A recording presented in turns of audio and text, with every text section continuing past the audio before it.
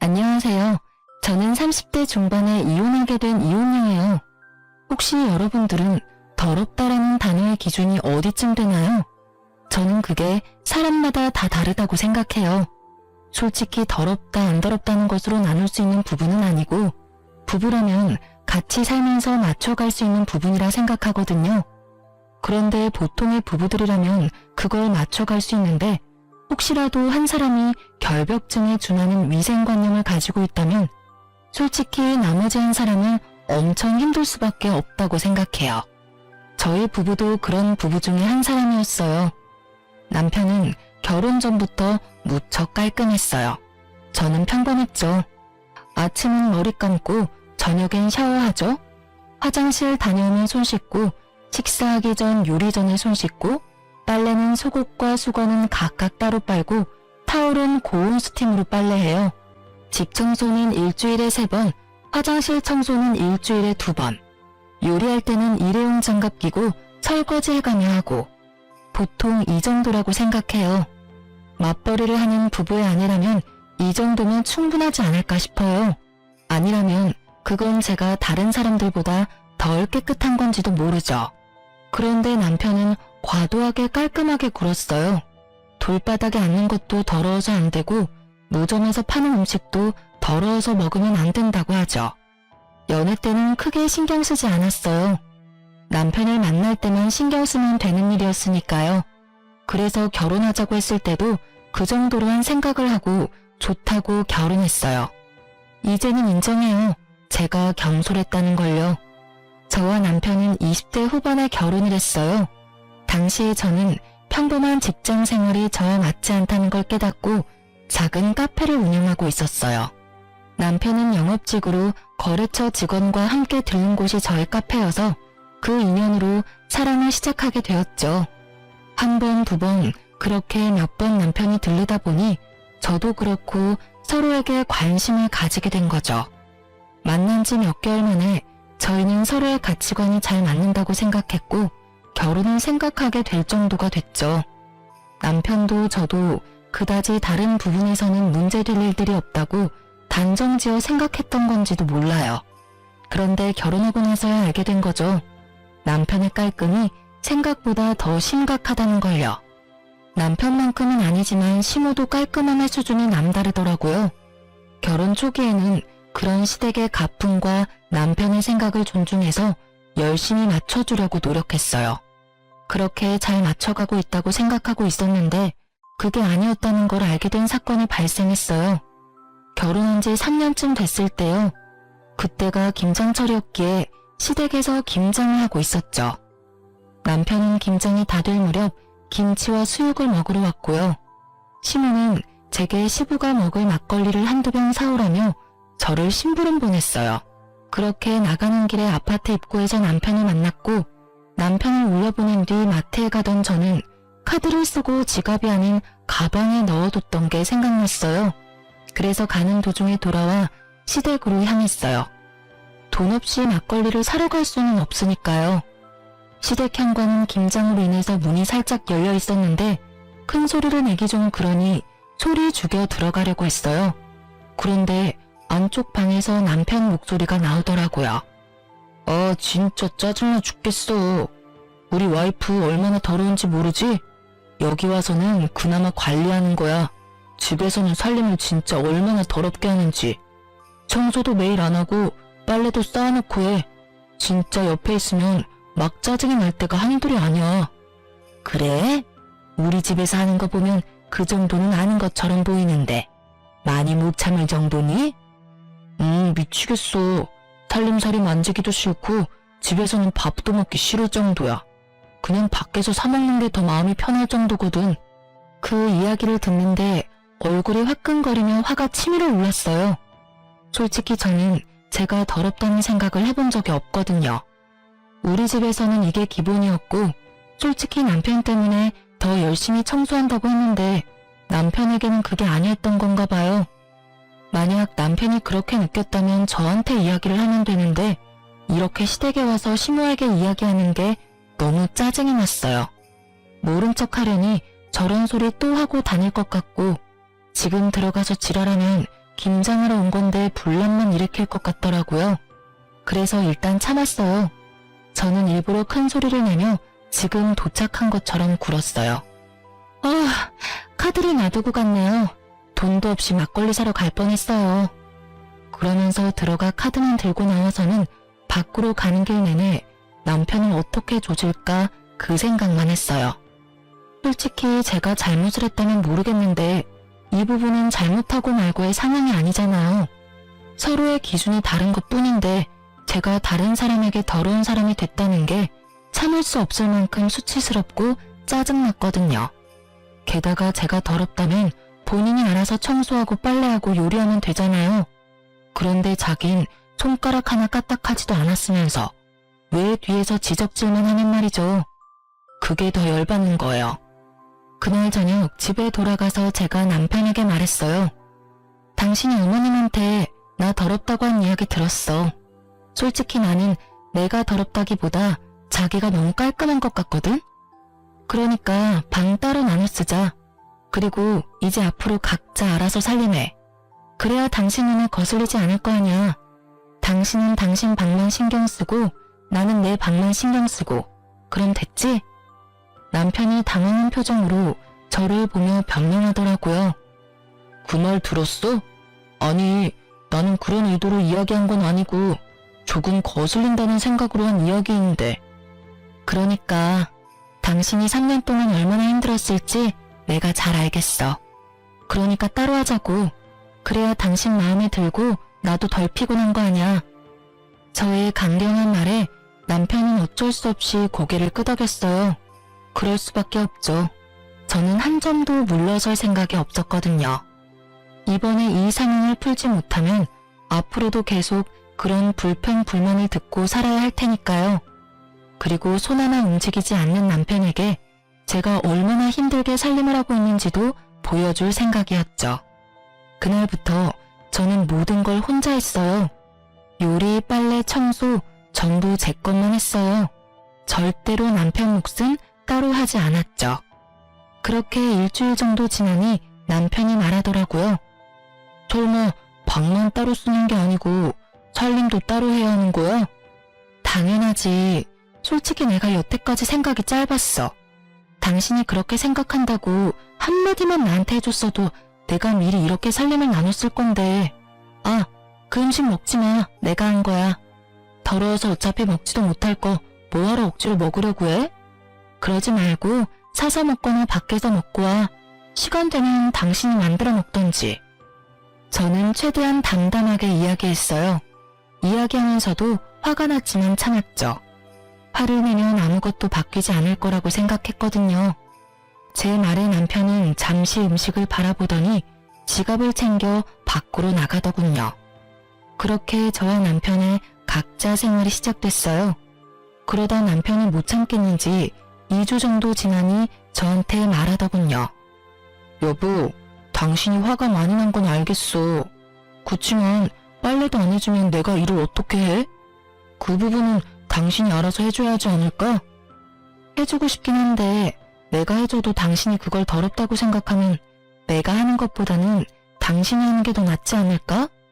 그리고 굳이 왜 내가 해줘야 하는데? 당신도 집에 돌아오면 빨래 돌릴 시간 정도는 있잖아. 어차피 둘 다 바쁜데 알아서 하자. 나도 요즘엔 바쁘거든.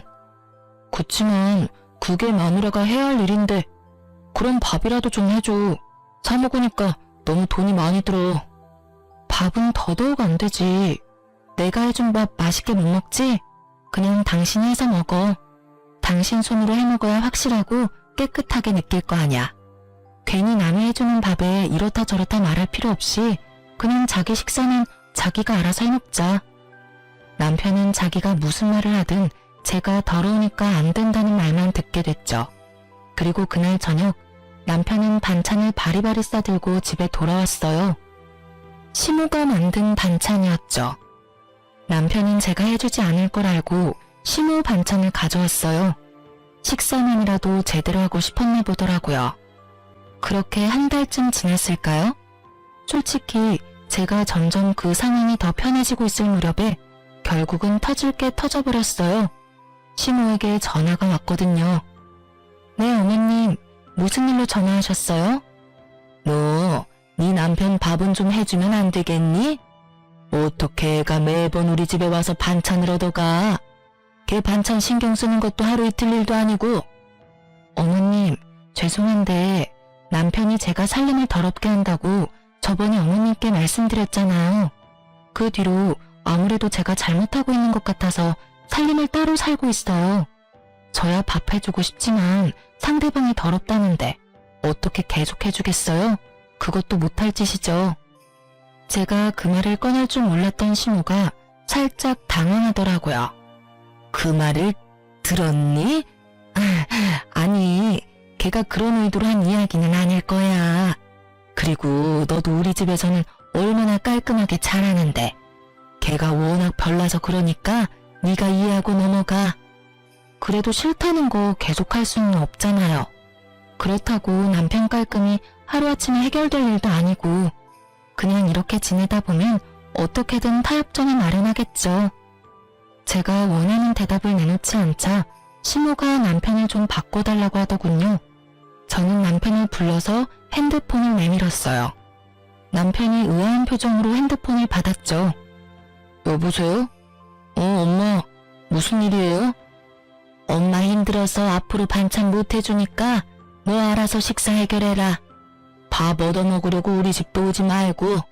엄마, 안 그러면 나 식비가 너무 많이 나와서 안 돼. 어떻게 당분간 좀 안 될까? 나 아들이잖아. 야, 그냥 주는 대로 받아먹어. 까다로운 너 하나 맞춰주려고 이 늙은 엄마가 고생해야겠니? 결국 신우는 참지 못하고 남편을 혼냈죠. 저는 너무도 속이 시원했지만 아무런 표정 짓지 않았어요. 전화를 마친 남편 표정이 무척 짜증이 나 있더군요. 저는 모른 채 있어요. 어머님이 뭐라 하셔? 여보, 내가 미안해. 앞으로 절대로 그런 말 안 할 테니까 식사만이라도 같이 하게 해줄 수 있을까? 나 진짜 이번 달 적자야. 이제야 나한테 미안하다는 생각이 들어? 아무리 깔끔해지려고 해도 시간 없으니까 안 되지? 내가 여태껏 얼마나 애썼는지 이제야 감이 와? 솔직히 카페 하면서 당신 결벽증에 맞추려고 정말 열심히 노력했거든? 근데 당신 그 말 한마디에 내가 한 모든 것들이 아무것도 아닌 일이 됐었거든. 자기 몸 하나 깨끗하게 유지하는 것도 혼자 못하는데 그걸 나한테 다 떠넘기고 나한테 더럽네 만회하는 건 잘못됐다고 생각하고 있지? 그래, 미안하다고 했잖아. 솔직히 이렇게 시간이 없을 줄은 몰랐어. 그 시간 쪼개서 일하고 살림하는 게 이렇게 힘든 줄도 몰랐고. 진짜 미안해 여보. 앞으로는 자기 하는 일에 절대로 토달지 않을게. 그리고 나도 많이 도와줄게. 반성했으면 됐어. 앞으로는 서로 본인이 할 수 있는 걸 남한테 미루지 말고 자기가 원하는 걸 요구하지 말고 스스로 할 수 있도록 약속하자. 우리가 앞으로 같이 살 날이 더 많이 남았는데 벌써부터 이런 일로 문제 생기면 안 되잖아. 그리고 나한테 말하고 싶은 건 나한테 직접 말하도록 해. 다른 사람한테 말해서 일 크게 만들지 말고. 알았지? 남편은 제 말에 격하게 고개를 끄덕였어요. 본인도 힘들었을 테죠. 이렇게 저희는 극적으로 타협점을 찾게 됐고 더 이상 서로를 탓하지 않기로 했어요. 다만 남편이 제기한 더럽다는 말은 여전히 가슴속에 콕 박힌 가시처럼 불현듯 저를 콕콕 찔러댔어요. 그렇게 한 번의 태풍이 지나가고 잠잠해졌다고 생각할 때쯤 이보다 더 큰일이 일어났어요. 그래요. 이번에는 참을 수 없는 일이었죠. 평소에 저는 대중교통을 이용해요. 어린 시절에 교통사고를 당한 적이 있어서 차를 사용하는 게 영 꺼림칙한데 그날은 피치 못할 사정으로 차를 써야 해서 남편 차를 잠깐 빌렸거든요. 게다가 그때는 남편이 자주 주말 출장이 있던 터라 어렵게 빌린 거였어요. 그렇게 남편이 차를 타고 가방을 조수석에다 놨는데 어떤 차가 급하게 끼어드는 바람에 급정거를 했고 제 가방이 굴러떨어져서 결국은 안에 내용물이 완전히 다 쏟아져 내렸어요. 결국 저는 한숨을 쉬며 차를 휴게소에 주차하고 조수석 바닥을 정리했죠. 그러다가 우연히 발견했어요. 여성용 바디로션을요. 제가 사용하는 브랜드는 아니었고 남자 차에서 흔히 발견될 물건은 아니잖아요. 그냥 립밤이나 핸드크림 같은 거였으면 직장 동료나 고객을 태웠다고 생각할 수도 있었을 테지만 바디로션이에요. 1박을 할 거라는 생각이 없으면 보통 챙기지 않는 물건이죠. 저는 순간 머리에 찬물을 뒤집어 쓴 것 같은 기분이 들었어요. 그렇지만 이걸 들고 남편을 추궁할 수도 없었죠. 확실하지 않잖아요. 그래서 일단 증거를 잡을 때까지 모른 척하기로 했어요. 그런데 차를 몰고 집에 오는 내내 온갖 생각이 다 들더라고요. 설마 아니겠지. 그럴 리 없을 거야. 그런데 이게 왜 여기 있나? 최근에 주말 출장이 너무 잦았어. 이런 생각들요. 집에 와서도 남편 얼굴을 제대로 못 보겠더라고요. 보고 나면 화가 울컥 날 것 같았거든요. 그러다 남편이 하루는 술에 절어 들어온 날이 있었어요. 남편을 옮기다가 떨어진 핸드폰을 들고는 벌벌 떨며 확인을 했어요.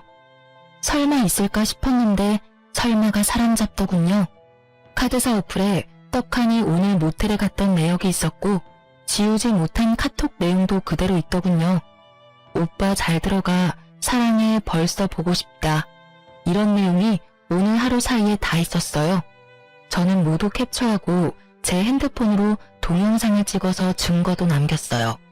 그리고 저는 남편의 SNS를 통해서 그녀의 SNS 주소도 알아냈어요. 그날 저녁 그 상간녀의 SNS를 보는데 정말 미쳐버리겠더라고요. 그 여자가 여행 갔다고 한 날짜들은 모두 빠짐없이 남편의 주말 출장 날과 겹쳐 있었어요. 게다가 남편임을 짐작 가능한 사진들을 보니 잠도 오지 않더라고요. 주말인 다음 날은 카페에는 중요한 날이었고 어쩔 수 없이 뜬 눈으로 밤을 지새운 저는 이른 아침 카페로 향했어요. 아침에 침대에서 제 속도 모르고 쿨쿨 자는 남편을 보니 한 대 때려주고 싶었지만 참고 일하러 갔어요. 그런데 오후에 남편이 술에 깨서 제 카페로 찾아왔더라고요. 당시에 저는 외국인 단골과 같이 있었는데 그가 제게 인사차 포옹을 해줬어요. 그리고는 제 어깨를 톡톡 치며 웃어 보이고는 카페에서 나갔죠. 그런데 남편이 완전 똥 씹은 표정으로 저한테 오더라고요. 저 사람 누군데 당신을 껴안아? 그것도 카페에서. 여기를 술집이라고 착각하는 거 아니야? 여기는 엄연히 한국이라고, 한국. 그리고 당신도 저런 사람은 받아주면 안 되지. 더럽게 다른 남자랑 포옹을 하고. 또다시 등장한 단어, 더럽게. 그 말에 참다 꾹꾹 눌러놓은 화가 터져버리고 말았죠. 더러워? 뭐가 그렇게 더러운데? 외국인이야. 그 사람한테 그건 그냥 인사야. 근데 네가 나한테 더럽다고 할 처지는 아니지 않니? 너야말로 뒤로 더러운 짓은 다 하고 다니는 주제에. 그게 무슨 소리야. 내가 뭘 뒤로 더러운 짓을 해? 나는 그런 적 없어. 잘 알아보고 그런 이야기를 해. 너 잘못 없는 사람 잘못 있다고 말하면 무고죄 되는 거 몰라? 죄가 없어야 무고죄지. 죄가 있으면 무고죄가 아니지 않을까? 내가 모를 줄 알았어? 너 차 안에 여자 바디로션 떨어져 있더라? 툭 튀어나온 바디로션 이야기에 남편의 눈동자가 갈 곳을 잃었어요. 제게 어떤 말을 할까 싶었는데 첫 마디는 발뺌이었습니다. 직장 동료가 흘리고 간 건지 고객이 떨어뜨리고 간 건지 나도 몰라. 그런 거 가지고 지레 짐작하는 거면 주말마다 출장 가는 거, 그 여자 만나러 가는 거 모를 줄 알았어? 다 알아. 예쁘장하게 생겼더라. 웨이브진 긴 갈색 머리에 손톱은 어찌나 돈을 처발랐는지 아주 휘황찬란하던데? SNS에 명품 자랑하는 사진으로 도배한 여자 말이야. 내 말이 틀려? 그래, 나 여자 만나고 다녀. 근데 그렇다고 당신이 나한테 큰 소리 칠 이유는 없지. 당신이야말로 이런 식으로 카페 하면서 여러 사람 만나고 아까도 외국인이랑 끌어안지 않았어? 솔직하게 말해서 그런 것도 다 바람 피우는 거랑 다를 게 없거든? 네가 술집 여자도 아니고 커피나 팔면 되지 왜 포옹을 해? 그냥 손님이기 이전에 단골이고 친구야. 그리고 네가 생각하는 그런 더러운 거? 그 친구랑 사이에는 없어. 근데 네가 그런 말 하니까 정말 웃기다. 다른 년이랑 뒹굴고 집에 들어와서 잠이나 자는 네가 더 더럽다고 생각하는데? 그리고 내가 아무것도 모른다고 생각하나 본데 나 다 알아. 저번에 당신 술 취해서 들어왔을 때 핸드폰 화면에 떡하니 떠있더라. 그 여자랑 주고받은 카톡 내용. 술에 떡이 돼서 지우는 건 잊어버렸니? 너 지금 나더러 더럽다고 했어? 네가 나한테 그런 말 할 자격 있냐고. 솔직히 진짜로 더럽게 사는 게 누군데? 여태까지 살면서 깨끗하게 산다고 느껴본 적 단 한 번도 없었어. 솔직히 내가 하기 힘드니까 당신한테 맡겼을 뿐이지. 집안 살림 하나조차 마음에 들도록 못하는 여자, 나도 사양이야. 사양한다니 다행이네. 우리 이혼해. 나도 지긋지긋해.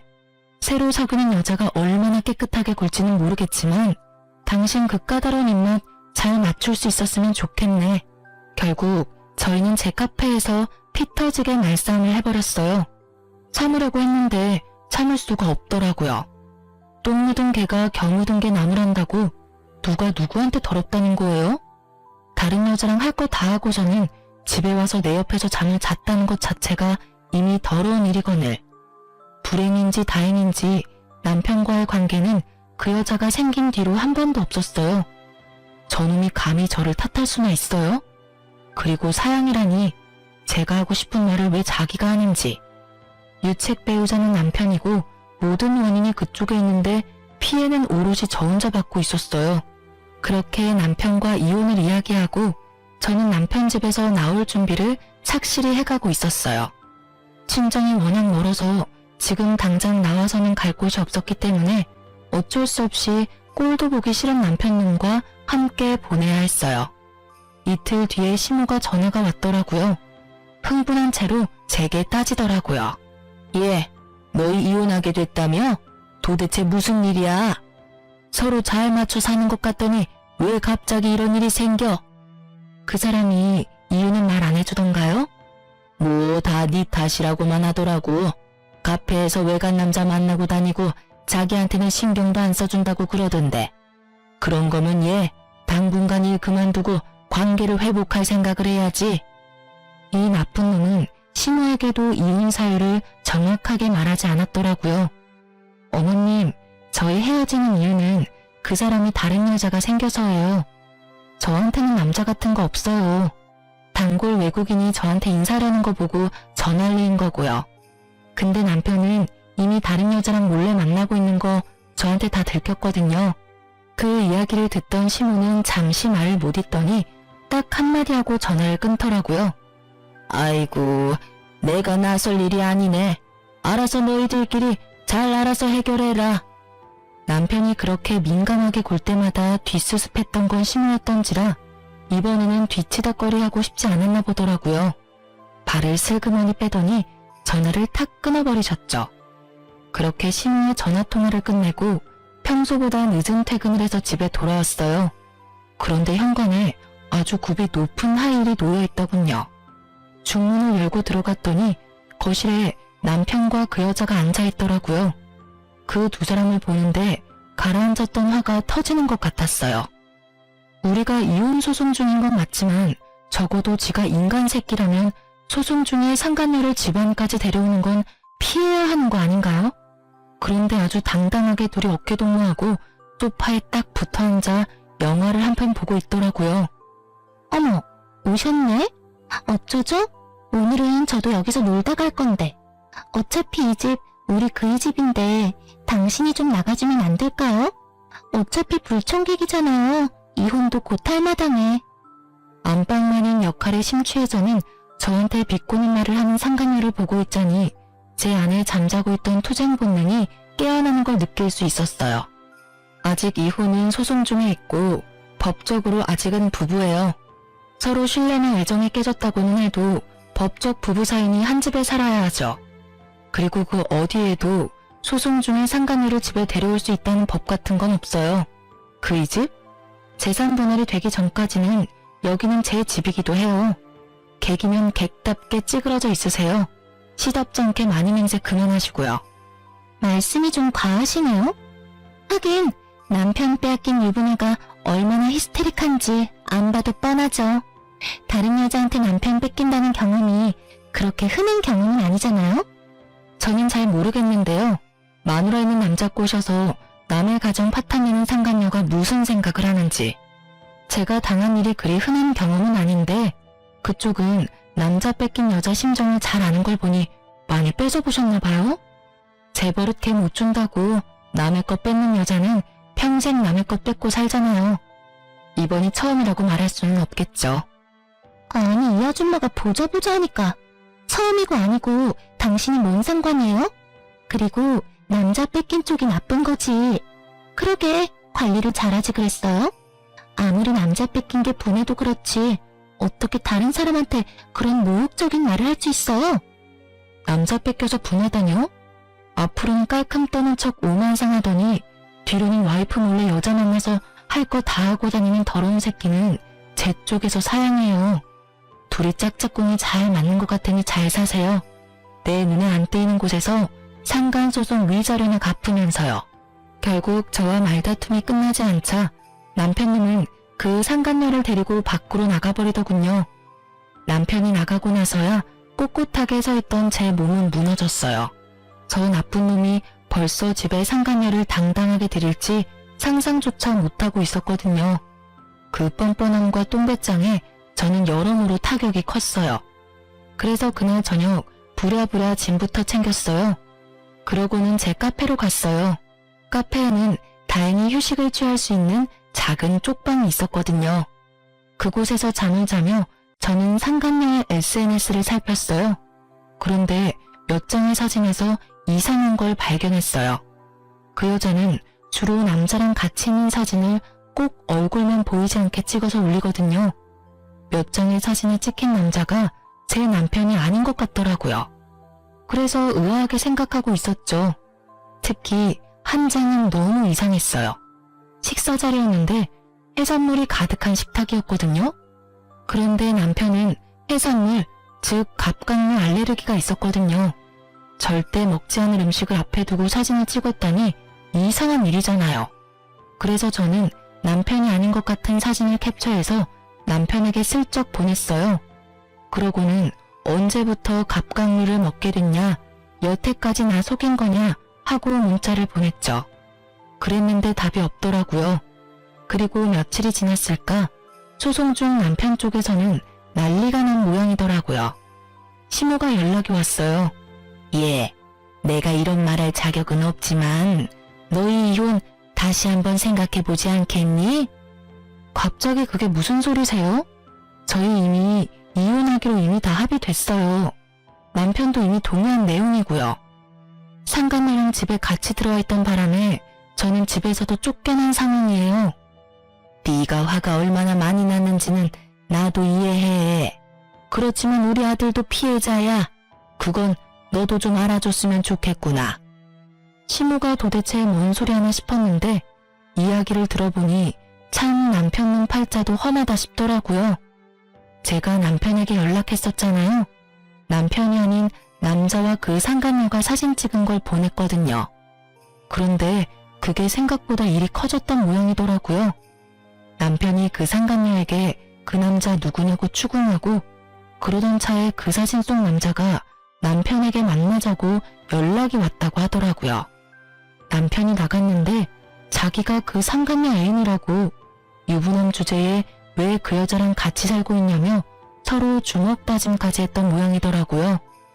뭐 뿌린 대로 거뒀다고나 할까요? 그 여자는 유부남 만나면서 따로 남자친구도 착실하게 만나고 있던 모양이었어요. 그런데 거기서 끝난 게 아니었어요.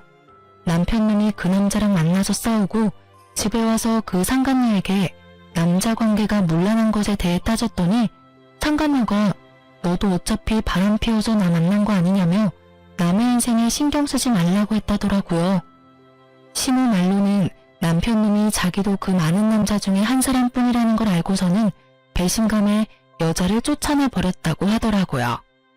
여자는 상간녀 위자료 소송비가 나올 테니 남편에게 딱 붙어서 위자료를 뜯을 생각이었던 것 같았어요.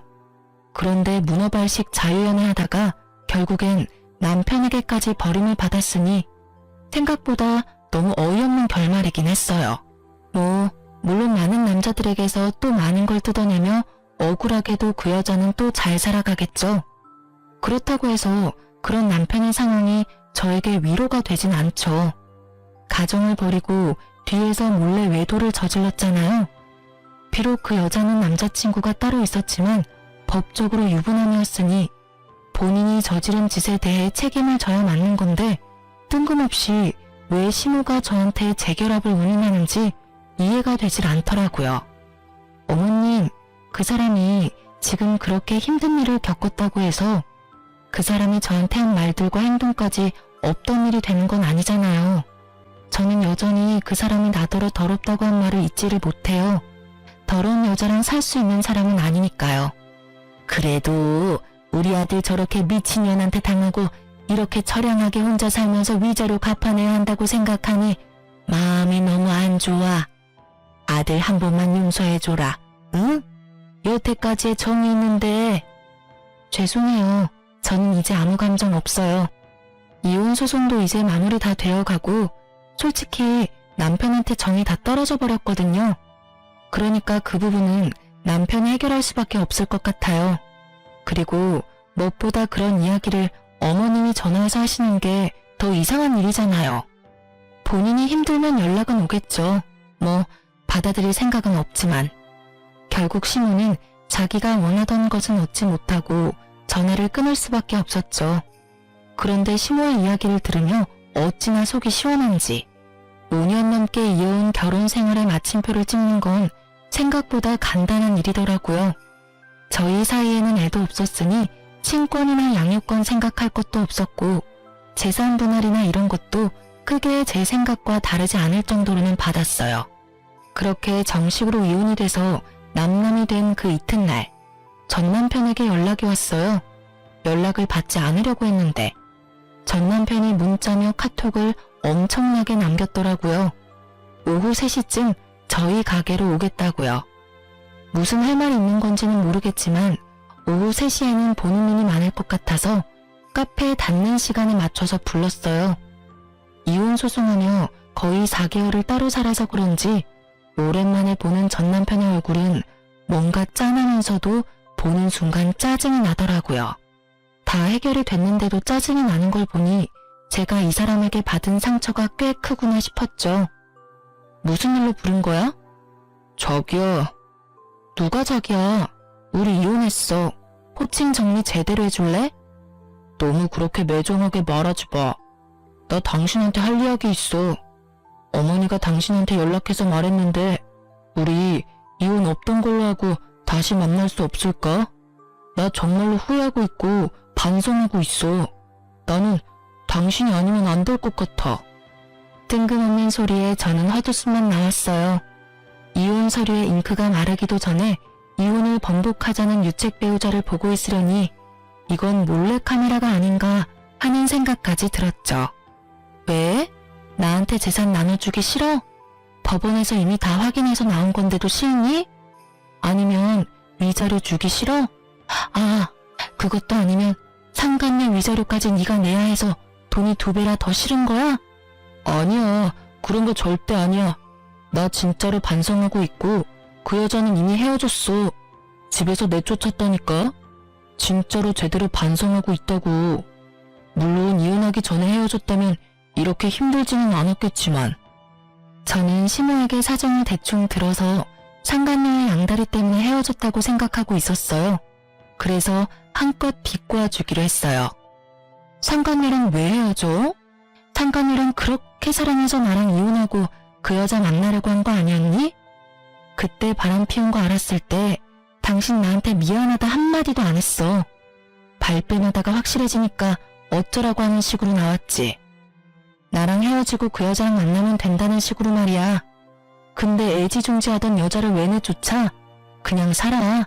이제 눈치 볼 일도 없잖아. 나도 몰랐지. 그 여자가 그런 여자인지. 같이 살았던 몇 주간 정말 지옥같이 보냈어. 위생관념도 너무 없고 엄청 더럽더라고. 분명히 나랑 만날 때는 그렇지 않았는데 같이 살고 보니까 나랑 안 맞는 부분이 너무 많아서 여태껏 나랑 만났을 때 보여준 건 다 연기였나 봐. 나도 그 여자한테 속아서 당신하고 이혼하고 낚인 거였다고. 이런 내 사정도 좀 이해해줘. 그래? 너 만날 때는 엄청 깔끔 떨었나 보네. 그래도 사랑하잖아. 더러운 건 좀 참아. 나랑 살 때도 더러워서 힘들었는데 내가 봤을 때 당신은 그 어떤 여자랑 살아도 더러워서 못 견딜 거야. 그럼 그냥 혼자 사는 게 낫지. 당신이 얼마나 노력해주고 있는지를 이제 겨우 알았어. 그 여자는 노력할 생각도 없더라고. 사실 당신한테 그 사진 전송받고 그 여자한테 남자들에 대해서 추궁하니까 결혼하면 다 정리하겠다고 했거든. 근데 내가 한마디 하면 내 앞에서 다른 남자한테 연락하고 집 나가서는 하루 내내 연락도 안 되고 내가 잠깐 뭐에 씌었나 봐. 그런 게 아니고서야 그런 여자한테 왜... 그래서 내가 그만큼 노력한 게 이제야 눈에 보인다고? 이혼을 다 하고 나서 서류까지 정리가 다 됐는데? 너도 참 대단하다. 나 같으면 부끄러워서 찾아오지도 못했을 거야. 근데 넌 깔끔 떠는 만큼 뻔뻔해서 그런지 이혼한 전처 얼굴 보는 게 전혀 불편하지 않은가 봐? 웃지 마. 나 진짜로 너무 힘들어. 그리고 몸도 힘들어. 아니, 정신적으로 너무 힘들어. 그리고 그 여자 때문에 지금 성병 걸렸어. 그 여자가 나한테 옮겼다고. 나야말로 진짜 미치겠어. 그 이야기 듣는데 제 귀를 의심했죠. 저는 그 순간 남편보다 제가 더 걱정됐어요. 혹시라도 그 여자 때문에 저한테도 문제가 생길 수가 있잖아요. 다행히 서로 사이가 나빴을 때라 저한테까지 그 병이 옮지는 않았더라고요. 야, 넌 어떻게 그런 여자를 만나? 그 여자 남자도 많았다면서. 그러면 알아서 걸렀어야지. 넌 지금 네 몸은 물론이고 나한테까지 병균 옮길 뻔했어. 알아? 그러니까 하는 말이잖아. 나 정말로 너무 힘들어. 왜 내가 이런 병 때문에 병원을 다녀야 해? 병원 갈 때마다 쪽팔리고 완전 더러운 새끼 된 것 같아서 기분 더러워. 그렇게 더러운 걸 싫어하는 전 남편은 자신이 가장 혐오하는 병에 걸렸고 그걸 견디기 힘들어하더라고요. 아니 누가 그런 짓을 하래요? 네가 스스로 네 몸을 힘들게 한 걸 왜 나한테 와서 하소연이야?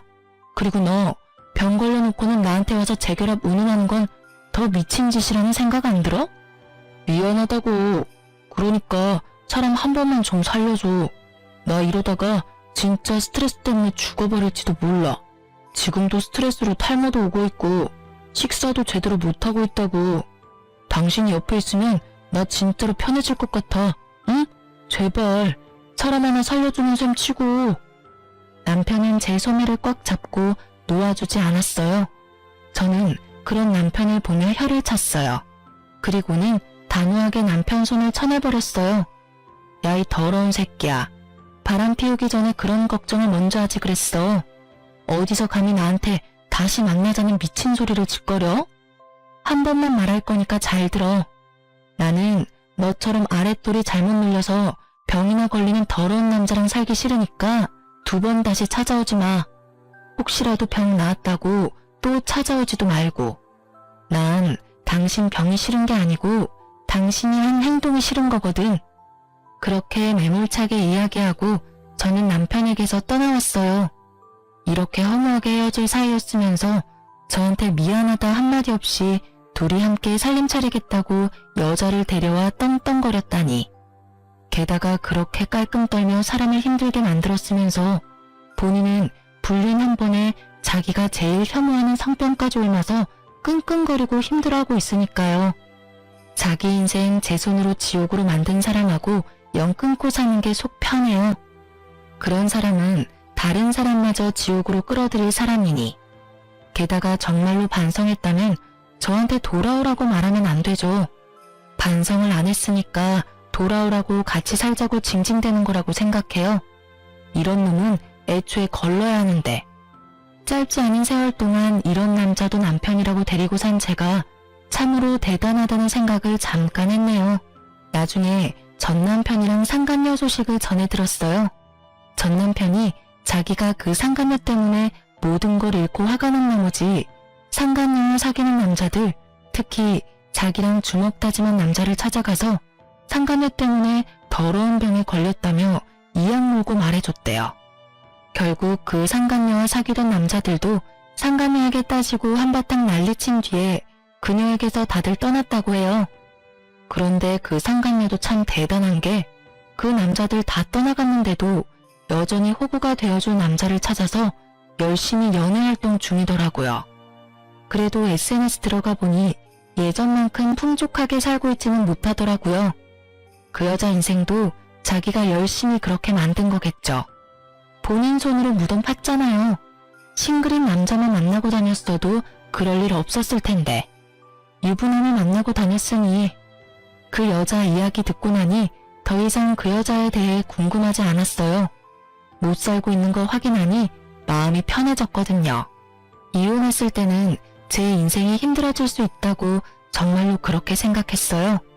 이혼녀 타이틀을 달고 있으면 누군가에게 비난받을 수도 있다는 생각도 했죠. 이혼했다는 소식을 들으면 사람들은 누가 잘못했나부터 생각하잖아요. 그럴 때 가해자가 되기도 싫었지만 그렇다고 피해자가 되는 것도 싫었어요.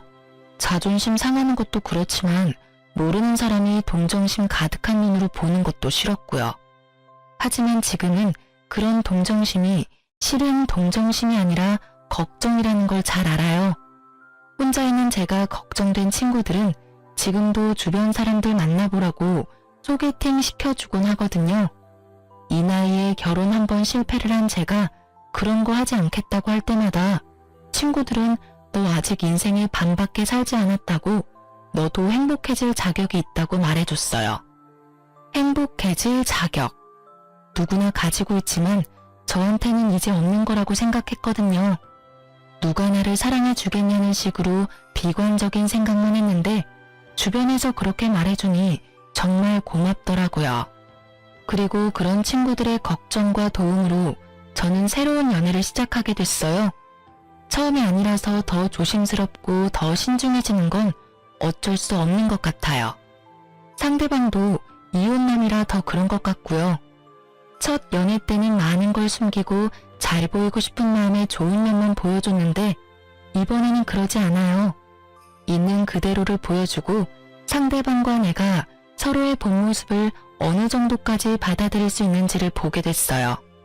여전히 무섭지만 새로운 도전을 두려워하지는 않기로 했어요.